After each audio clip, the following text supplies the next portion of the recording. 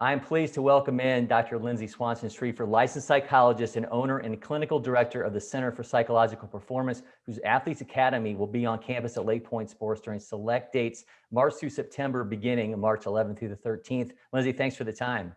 Thanks. I'm so excited to be here. Well, I appreciate it. Take me inside the mission of the Athletes Academy and how the Center for Psychological Performance, which you founded in 2016, kind of led you down this path. Sure. So I started with Center for Psychological Performance, and that is kind of encompasses a large variety of performance aspects. How I view life in general is that we are performing in multiple areas. So sometimes I work with students who are trying to perform academically.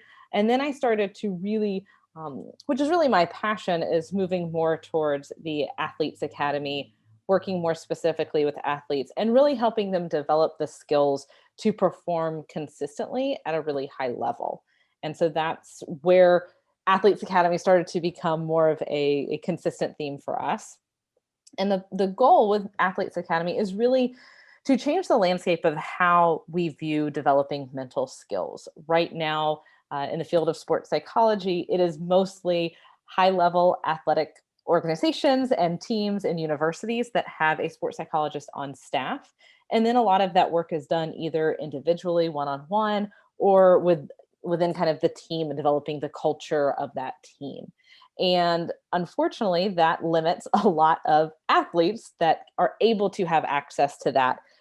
But there's still a lot of athletes that would benefit from having that development of their mental component. And as you get to higher and higher levels, that need for having a very what I call mental mobility, a mobile mind to manage all of the things that are coming at you, that becomes what separates the good from the great. And so with Athletes Academy, we've developed a course to allow athletes to do some of that work on their own. So it becomes a little more integrated and involved with what they're doing on a daily basis. The more that I can get kids to implement and integrate it into what they're doing out on the court and out on the field, the more success they're going to have. So have you found then that, obviously there's the approach where you can have more, something individualized towards an athlete. Have you kind of found that there are more, I guess, common actionable steps that somebody can take to find and just consistent tools that seem to work for most people?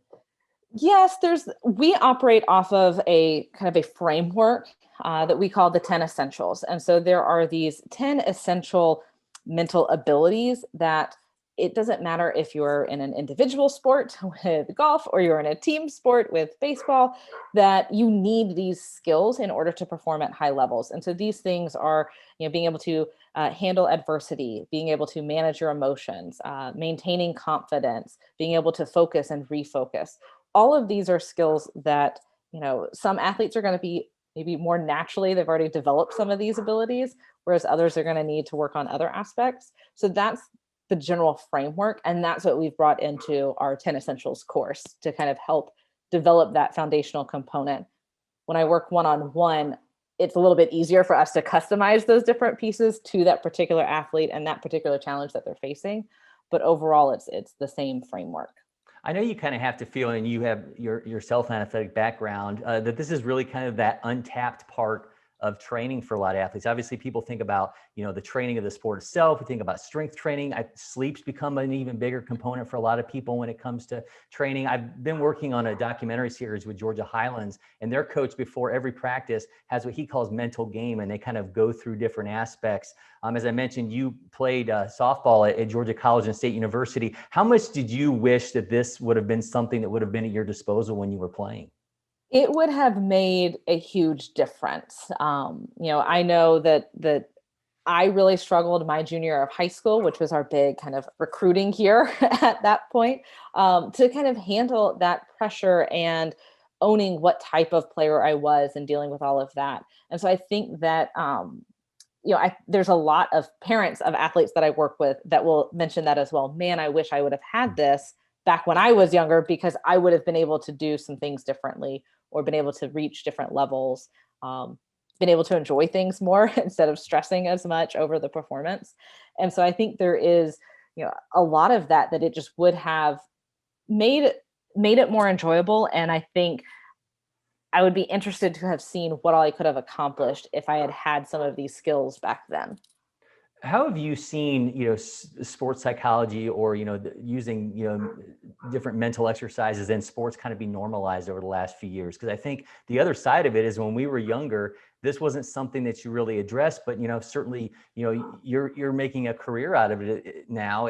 How have you kind of seen the normalization or the acceptance of this kind of practice? I think it has started with have been some high level athletes, some professional athletes that have brought to light their challenges with various mental health issues. And so I think even just as mental health in general has become a little less stigmatized, a little more of us acknowledging, oh, we probably should address some of these things, that these are things that, why deal with the anxiety if we can work to manage it and not have it be a fight that we're continually battling. And so I think that was probably the start of it. And with that, I think is also part of the collegiate atmosphere in that they're always looking for a competitive edge. And so it has become, okay, we've tapped out everything we can do, physically. And I think about it kind of in a pyramid. Everyone starts with the physical components. It's all about, can we just swing a bat? Are we strong enough? Are we fast enough? And we work to develop those. And then you really tailor into developing your technical skills. You fine tune that swing, you fine tune your stride as a runner. And then most people struggle to get to that final piece, which is the mental component. And it's just, as I mentioned before, it's funny how when we're younger, that physical and the technical component, if you're good at those, you can keep yourself separated from everyone else. But the higher you go, that gap closes and everyone else's physical and technical skills. I mean, it's back and forth. It's by 0.1%. It's so close. So you need to have that mental component. And I think coaches are seeing that as well now too, that they're saying, I wish I had this. How do we kind of implement this? And they're looking for it as well. So did you see a need then in the market where you said, I think we can put together a program, not that saying that it's mass producing sports psychology, but making it where you can hit as many people as possible or offer it to as many people as possible? Our goal is to make it as affordable and accessible to a multitude of people, while also not making me have to work, 120 hours a week, because I can't. I'm good, but I'm not quite that good. And so, it's either, I have to work for a lot less to try to reach some of these people, or work many, many more hours to try to make money in that kind of a thing. And so, I really felt like, there are going to be some athletes that still want and need that one-on-one, and I'm here for that. But there's also a lot of athletes that I think about it. If we think about it in terms of like physical components, some people are going to work one-on-one with an athletic trainer, with a personal trainer, with strength and conditioning person. There's also a lot of people that, hey, if you just give me a plan, I'll show up at the gym and I'll follow through. I only need kind of random check-ins here and there, or kind of upgrades as I progress and move and do that. And so that's what we're really hoping to develop and have those two components. And whichever side you fit on that, maybe you start here and then you need a little bit of extra help, we can do that and kind of jump back and forth.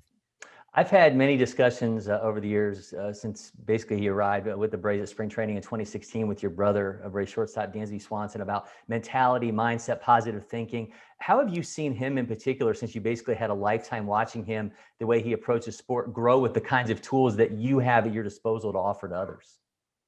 It's been really interesting because for me, it's a brother, so it's a little bit separate than working with a client. But you do have that differences in, transitions is I think what I've seen for him the most is transitioning from high school to collegiate, and then college to professional, and then even within professional being away at Arizona and then transferring back, being traded back here to the Braves, and what that all entailed. And honestly, I think for him, and he would probably tell you this as well, that it wasn't ever as much about the physical or technical components of transitioning to that next level. It was all about all of the mental and emotional and character kind of components of, oh gosh, now how do I deal with this as a business? How do I deal with this as this piece? And now people are wanting my autographs and going out, and I can't I can't go out to eat without being recognized. Like that's just a different, it has nothing to do with how well he can swing a bat or how well he can,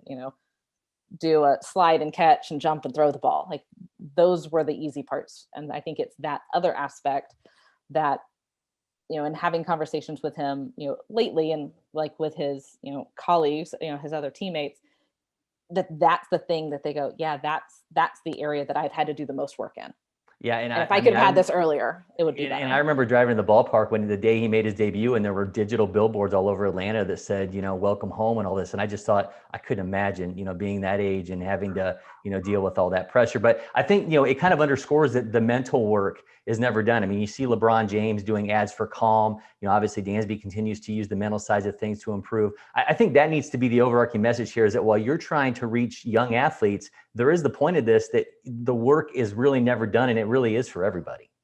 It is. And like I said before, performance, we're performing right now. Like there's always an aspect of performance where we're wanting to achieve a specific outcome. And so a lot of my athletes, when we talk about things, they'll pop up and go, oh my gosh, I can use this on my test next week, because it's that same, I need to perform, I need to show up when I need to show up. And so I think that there are a lot of these skills, and this is why a lot of kids get into sports and why parents put kids in sports, is to get those different character pieces, is to develop teamwork and communication skills and all of these other things, along with a lifelong love of, a sport. And so when I give them these mental skills, it's stuff that I know that will carry on and, help them in other avenues after sports ends, which even for your professional athletes, you retire at 35 and life is good. So there's still going to be something else afterwards. I know, even trying to get my own son to understand the power of mindset and positive thinking, not letting mental roadblocks hold you back, can be difficult. How rewarding is it for you when you see a young athlete who you've worked with have that breakthrough, whether it be, be skills on the field, you mentioned skills in the classroom. What is that moment like for you? I love the light bulb moment, where for me, because I do this so often, it feels very natural to me of, oh, clearly this to this makes very much sense to me. And for them, it's just, oh my gosh, I never thought of it that way. Or when they try something out in their event and it comes back and like, oh my gosh, that actually worked. Like I wasn't nervous. I was able to do this, or I messed up, but I recovered really quickly. And seeing their excitement and recognition of how impactful this could be, that's really where I light up. That's kind of where it's like, okay, this is all worth it. It can be tough sometimes to get people to understand, because it isn't, I can't get you to lift a weight and then obviously show you, yes, you are now stronger. It is a little more fluid in that. Well, I mentioned in the opener that those select dates, Athletes Academy will be on the LakePoint Sports Campus, along with March 11th to the 13th. It's also March 26th and 27th, June 9th through 13th, July 21st to the 25th, and September 16th to 18th. For athletes or parents, or athletes who may be listening and will be at LakePoint Sports, if you're there, what will they be able to expect from Athletes Academy on campus? So we should be, depending on where we're at, because we'll be inside and outside a little bit, depending on who else there that weekend. But we'll be there to talk about what we do. You can also purchase our 10 Essentials course from us at that point. We'll also have a few,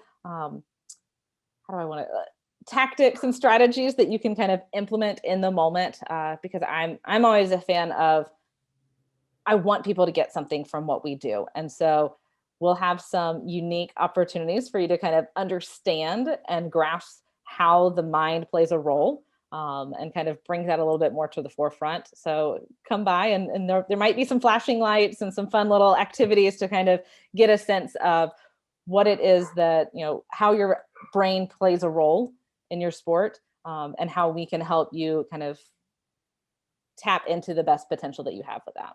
All right. Well, I don't want you to give anything away, so people are going to have to check you out when you're on campus. But for those who can't make it, if you're looking for more info, you can go to athletesacademy.psychperformance.com for more information. Lindsey, thank you so much. It's been a pleasure. Thank you so much. This is wonderful.